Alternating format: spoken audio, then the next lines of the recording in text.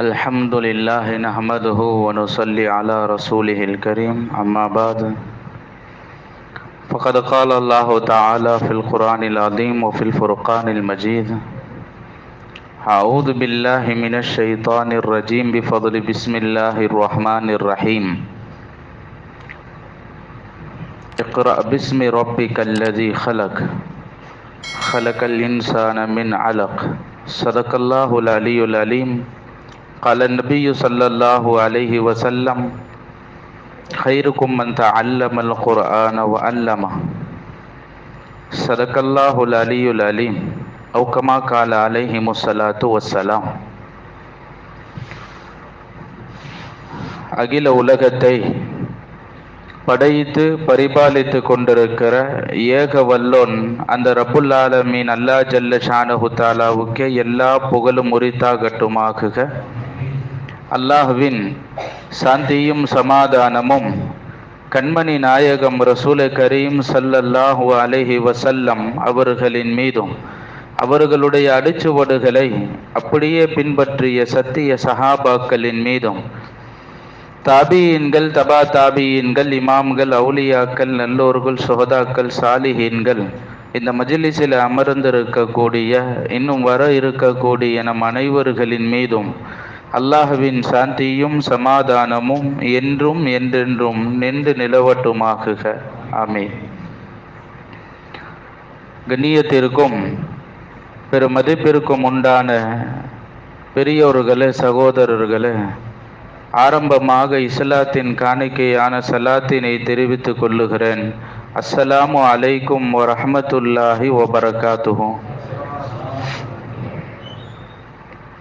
கண்ணியமானவர்களே, அல்லாஹ்வுடைய கிருபையினால் புனிதமிக்க ஜும்மாவுடைய நாளில் நாம் இருக்கிறோம். அல்லாஹ் இந்த ஜும்மாவை கபூல் செய்வானாக. இந்த ஜும்மாவின் பரக்கத்தால் அல்லாஹ் நம்மளுடைய அமல்களை எல்லாம் கபூல் செய்வானாக. இந்த ஜும்மாவின் பரக்கத்தால் ஐவேளை தொழுகை உடையவர்களாக அல்லாஹ் நம் அனைவர்களையும் ஆக்கி அருள் புரிவானாக. இந்த ஜும்மாவின் பரக்கத்தால் அல்லாஹ் நமக்கு மலையை இறக்கி அருள் புரிவானாக. கண்ணியமானவர்களே,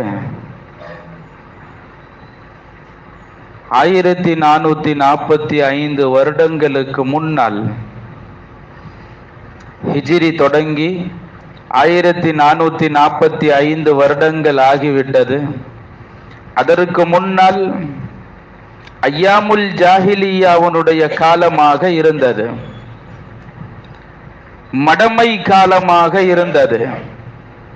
குர்ஆனும் நாயகம் ஸல்லல்லாஹு அலைஹி வஸல்லம் அவர்களும் வருவதற்கு முன்னால் ஐயாமுல் ஜாஹிலியா மடமை காலமாக இருந்தது.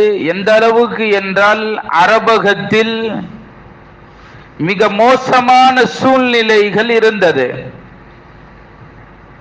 காட்டு மிராண்டிகளாக வாழ்ந்த ஒரு காலம், மனிதர்களாக வாழ்ந்த காலம் இல்லை, அப்படி ஒரு காலம் இருந்தது.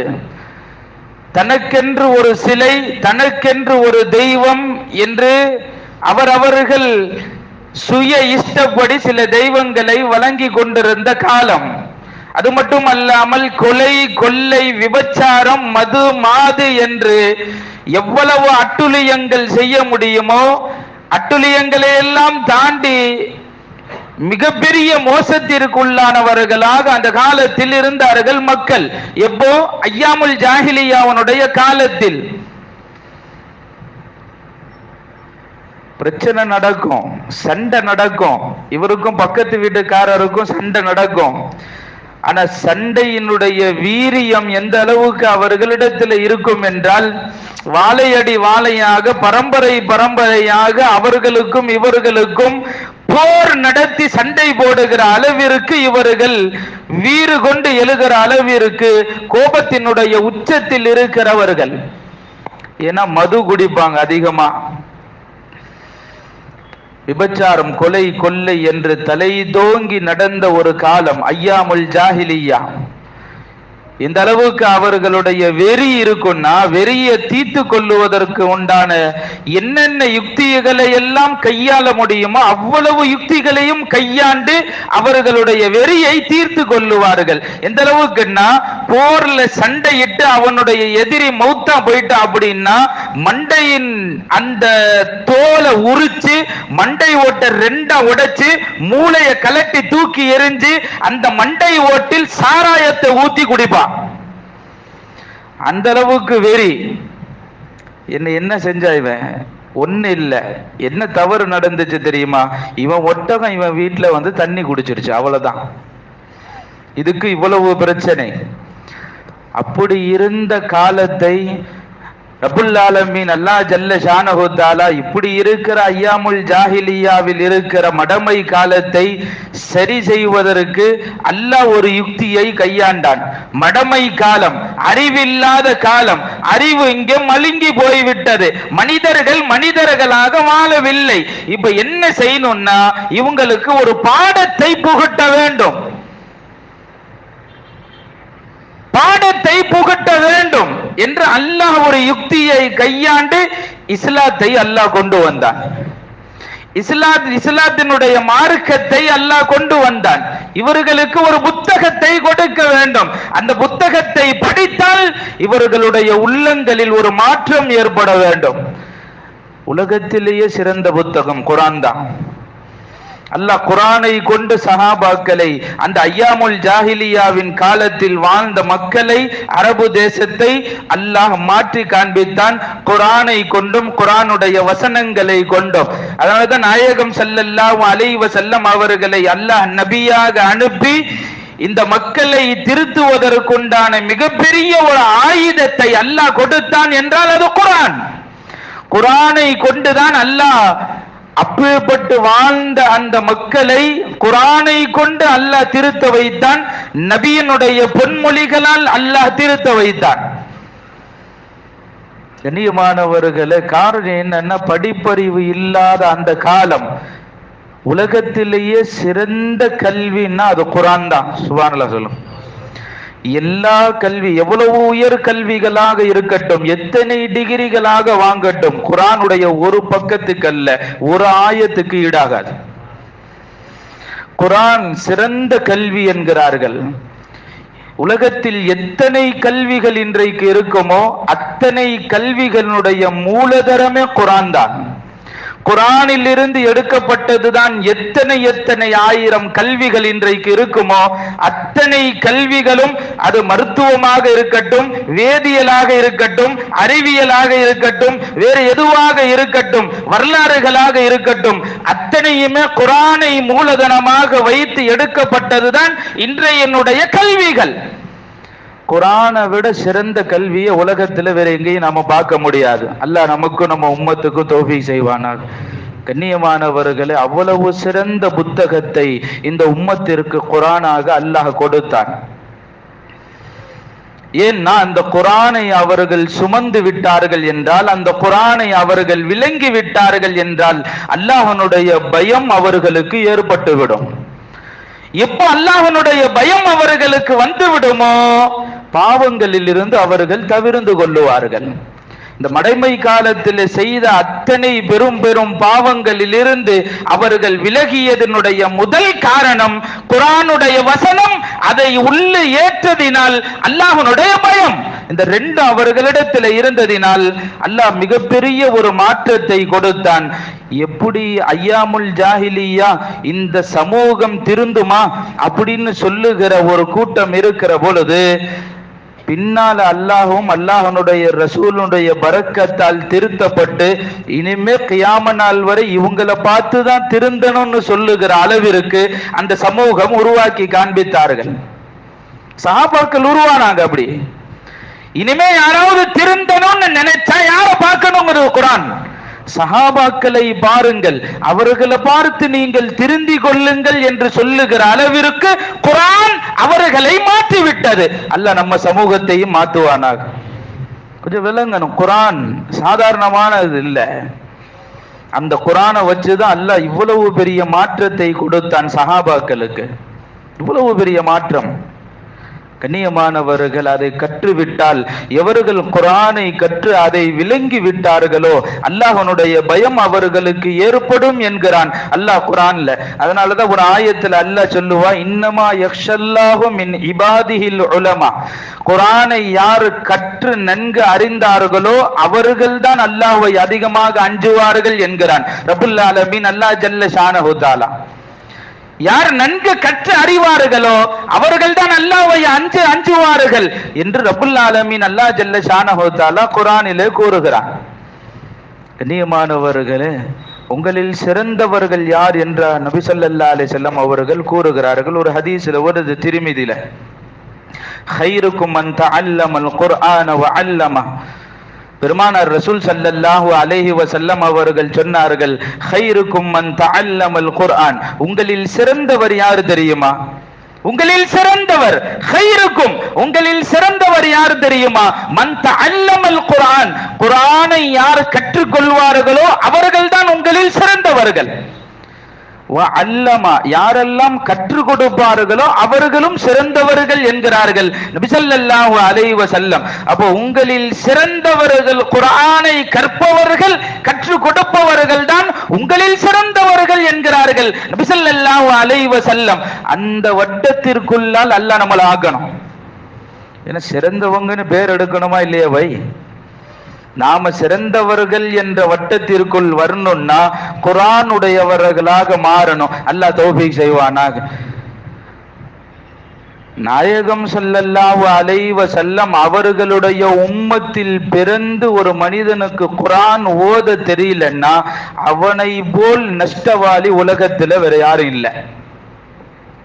எழுதி வச்சுக்கிடுங்க, அவரை போல் நஷ்டவாளி உலகத்துல வேற யாரும் இல்லை. குர்ஆன் யாருக்கு கொடுக்கப்பட்டது பாய்? நமக்கு தானே. நமக்கு கொடுக்கப்பட்ட குர்ஆன், நமக்கு இறங்கப்பட்ட குர்ஆன் நாமளே ஓதலன்னா வேற யார் ஓதுறது? நாமளே அதை விளங்கி படிக்கலன்னா வேற யார் படிக்கிறது? நாளைக்கு மறுமையில நான் கொடுத்த வேதம் என்ன ஆச்சுன்னு அல்லாஹ் நம்மளை பார்த்து கேள்வி கேட்டா என்ன பதில் சொல்லுவான்? எடுத்து ஓதிருக்கிறியா? குர்ஆனை எடுத்து பார்த்து இருக்கிறியான்னு அல்லாஹ் கேட்பான்.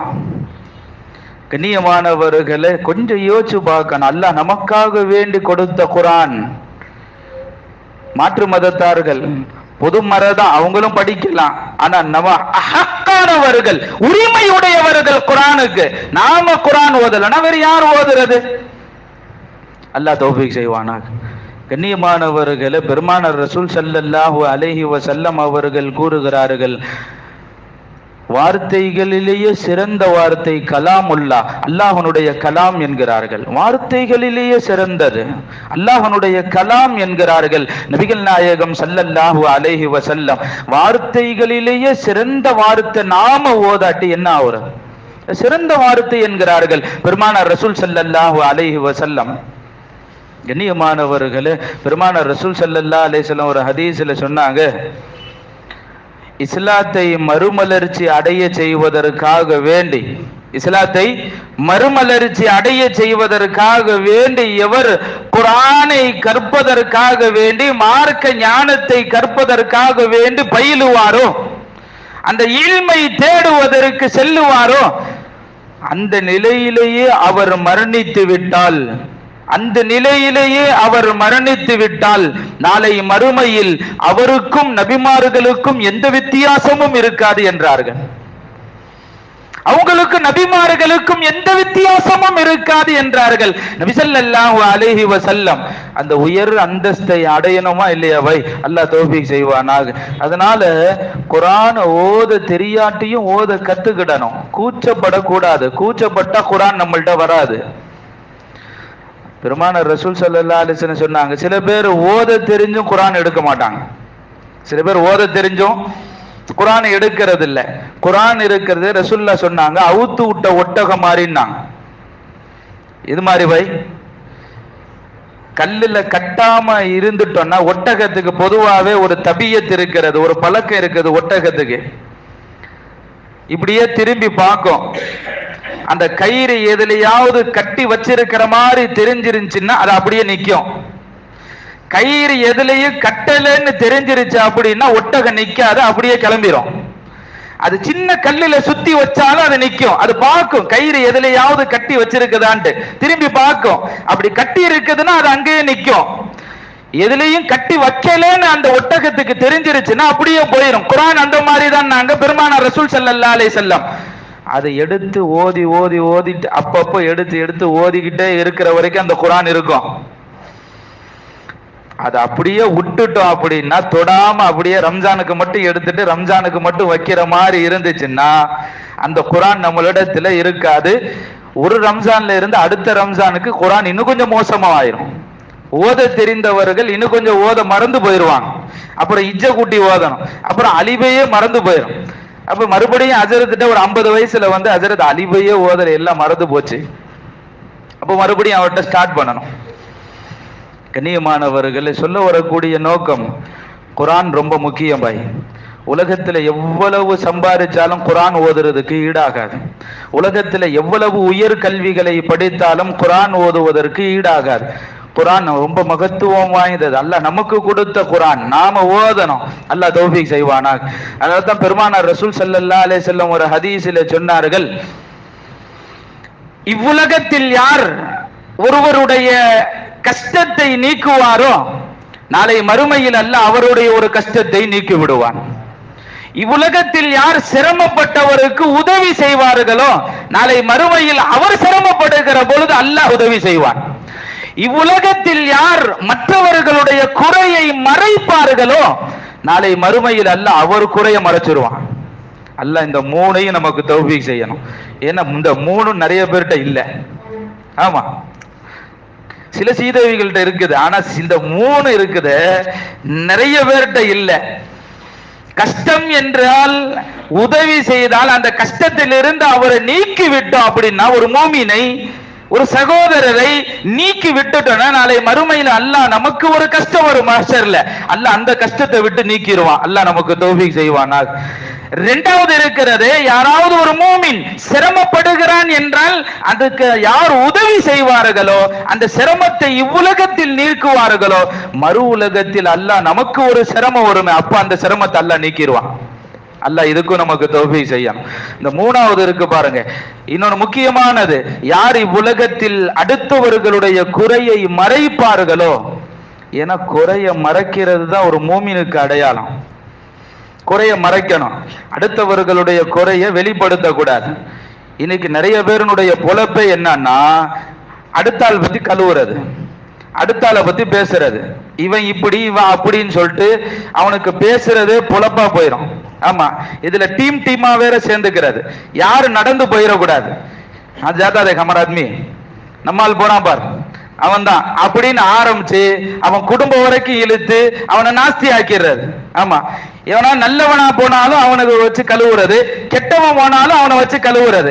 நல்லவன் போனா இசை தூசர காம் நெய்ற அச்சாத்மீக சகம் பிரித்தாதே, நல்லவன் மாதிரி உலகத்துல சுத்துறான் பார், இவனை நம்பவே கூடாதுன்னுவான். பின்ன எப்படித்தாண்டா இருக்க சொல்ற உலகத்துல? இப்ப கண்ணியமானவர்கள் சொல்ல வரக்கூடிய நோக்கம், அடுத்தவர்களுடைய குறையை பேசக்கூடாது, குறையை மறைக்கணுங்கிறது இஸ்லாம். அப்படி நாம் மறைத்து பழகி விட்டோமே ஆனால் அல்லாஹ் தௌஃபீக் செய்வானா, நம்ம குறையை அல்லாஹ் மறைச்சிருவானாலே மறுமையில. நமக்கு எத்தனையோ குறைகள் இருக்கிறது, அல்லாஹ் வெளிச்சம் போட்டு காமிச்சுட்டா மஹ்ஷர்ல நம்ம நிலைமை என்ன ஆகுறது? கொஞ்சம் யோசிச்சு பார்க்கணும்.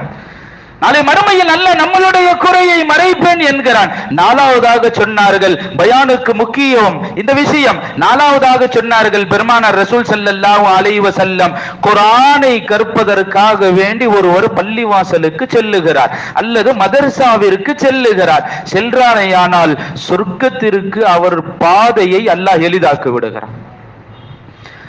குர்ஆனை கற்பதற்காக வேண்டி மதரசாவிற்கும், குர்ஆனை கற்பதற்காக வேண்டி மார்க்க இல்மை கற்பதற்காக வேண்டி எவர்கள் பள்ளிவாசலின் பக்கமோ மதரசாக்களின் பக்கமோ செல்லுவாரோ சொர்க்கத்தினுடைய பாதையை அல்லாஹ் எளிதாக்கி விடுகிறார் என்றார்கள் பெருமானார் ரசூல் ஸல்லல்லாஹு அலைஹி வஸல்லம். அல்லாஹ் நமக்கு தௌஃபீக் செய்வானாக. கண்ணியமானவர்களே, அந்த அடிப்படையில தான் பெண்களுக்கு நம்ம மஹல்லாவுல அவங்களுக்கு மார்க்க இல்மு கிடைக்கணும், அவங்க குர்ஆன் ஓத கத்துக்கிடணும். நம்ம மனைவிமார்கள் நிறைய பேருக்கு குர்ஆன் ஓத தெரியாது, நம்ம பிள்ளைங்களுக்கு பொம்பளை பிள்ளைங்களுக்கு நிறைய பேருக்கு குர்ஆன் ஓத தெரியாது. சரி, ஓத தெரிஞ்சாலும் முறைப்படி ஓத தெரியாது. அப்படியே முறைப்படி ஓத தெரிந்து விட்டாலும் மசாயில்கள், மார்க்க சட்டங்கள், நமக்கு பெண்களுக்கு உண்டான மசாயில்களை பெண்களுக்கு நிறைய பேருக்கு தெரியறது இல்லை. இது எவ்வளவு பெரிய இழப்பு. குசுல் எப்படி செய்யணும்னு நிறைய பெண்மணிகளுக்கு தெரியல. குசுல்னா என்ன சொல்றது அது தமிழ்ல? ஓ, அந்த மாதவிடாய் காலத்துல ஆயிட்டாங்கன்னா குளிப்பாங்கல்ல, அந்த குளிப்பு எப்படி குடிக்கணும், அதுக்குண்டான ஃபர்லு என்னன்னு நிறைய பெண்களுக்கு இன்னைக்கு தெரியல. நீங்க எழுதி வச்சுக்கிடுங்க, நல்லா பாதுகாக்க. அந்த மசாயில் கூட இன்றைக்கு தெரியாத பெண்மணிகள். இதுதான் மார்க்கத்தில் மதரசாவில் நிஸ்வான் மதரசாக்கள் பெண்களுக்கு என்ன பாடத்திட்டங்கள் தேவையோ, மசாயில்கள் தேவையோ, அந்த பெண் பிள்ளைகள் வளருகிற பொழுது தாய் தந்தைகளிடத்தில் எப்படி நடந்துக்கிடணும், கல்யாணம் பண்ணி போய் கிடக்கிற அந்த கணவன்மார்களிடத்தில் எப்படி நடந்துக்கிடணும், சொந்த பந்தங்களிடத்தில் எப்படி அரவணைச்சு நடந்துக்கிடணும் என்ற பேணுதல்கள் எல்லாம், ஒழுக்கங்கள் எல்லாம் மார்க்க இல்மோடு குர்ஆனோடு ஹதீஸோடு இன்றைக்கு நிஸ்வான் மதரசாக்களில் இன்றைக்கு சொல்லி தரப்படுகிறது. இன்றைக்கு ஆண்கள் மதரசா இன்றைக்கு தேவையோ இல்லையோ, இன்றைக்கு ஒவ்வொரு மஹல்லாவில் நிஸ்வான் மதரசாக்கள் தேவையாக இருக்கிறது. இன்னைக்கு ரொம்ப அவசியம். அந்த அடிப்படையில் தான் நம்ம தர்காலையும் அல்லாஹ்வுடைய கிருபையிலே நிஸ்வான் மதரசா நடைபெற்று கொண்டிருக்கிறது. அல்லாஹ் நம்ம பிள்ளைங்களையும் அங்க சேர்த்து ஓத தௌஃபீக் செய்வானாக, நம்ம மனைவிமார்களையும் ஓத சேர்த்து அல்லாஹ் தௌஃபீக் செய்வானாக. ஏன்னா கல்யாணம் ஆனவங்களும் வந்து ஓதுறாங்க அல்லாஹ்வுடைய கிருபையில. கண்ணியமானவர்கள், அது ஒரு பக்கம். இன்னொரு பக்கம், நம்ம பள்ளிவாசல்ல சரி ஆண்கள் யாரும் குர்ஆன் ஓத தெரியாம யாரும் இருந்துடக்கூடாது என்பதற்காக வேண்டி இரவு 9 மணிலிருந்து 10 மணி வரைக்கும் மதரசா நடத்துறோம். யாருக்கு பை? ஆண்களுக்கு. ஏன்னா மற்ற நேரங்கள்லாம் வச்சு அவங்கள பிடிக்க முடியாது. 9 மணிக்கு டியூட்டி எல்லாம் முடிஞ்சிடும். வீட்டுக்கு போறதுக்கு முன்னாடி 9 to 10 இங்க வந்துட்டு ஓதிட்டு அப்புறம் சாப்பிட்டு வீட்டுல போய் படுத்துடுறது. இன்ஷால்லா வருவோமா? நடைபெற்று கொண்டிருக்கிறது. கிட்டத்தட்ட 6 மாசமா நம்ம பள்ளிவாசல்ல இளைஞர்கள் மதரசா. அது இளைஞர்களுக்குன்னு இல்லை, வயசானவங்களும் வந்து ஓதுகிட்டு தான் இருக்கிறாங்க அல்லாஹ்வுடைய கிருபையில. கண்ணியமானவர்களே, அந்த குர்ஆனாவது நாம் ஓத தெரிந்து கொள்ள வேண்டும். கபூர்ல நமக்கு பாதுகாக்கிற மிகப்பெரிய ஆயுதம் குர்ஆன். கபருக்கு நமக்கு வெளிச்சம் தரக்கூடிய மிகப்பெரியது குர்ஆன். உலகத்தில் எவ்வளவு பெரிய உயர் அந்தஸ்தில் இருந்தாலும் குர்ஆனை சுமந்தவர்களுடைய அந்தஸ்தை நாம் அடைந்து விட முடியாது. அல்லாஹ் தௌஃபீக் செய்வானாக. உலகத்தில் வாழும் காலமெல்லாம் குர்ஆனோடு தொடர்புடையவர்களாக அல்லாஹ் நம் அனைவர்களையும் ஆக்குவானாக. குர்ஆன் எடுத்து ஓதக்கூடியவர்களாக அல்லாஹ் நம்மவர்களையும் நம்மளுடைய குடும்பத்தார்களையும் அல்லாஹ் ஆக்கி அருள் புரிவானாக. நம்மளுடைய பெண் பிள்ளைகளுக்கு மார்க்க ஞானத்தை கொடுத்து அவர்கள் நல்ல நடத்தையை, ஒழுக்கமுள்ள பெண்களாக உலகத்தில் வாழ அல்லாஹ் தௌஃபீக் செய்வானாக. வாஹிர் தாவானா அல்ஹம்துலில்லாஹி ரப்பில் ஆலமீன். அஸ்ஸலாமு அலைக்கும் வரஹ்மத்துல்லாஹி வபரகாத்துஹு. சுன்னத்துல் தொழுது.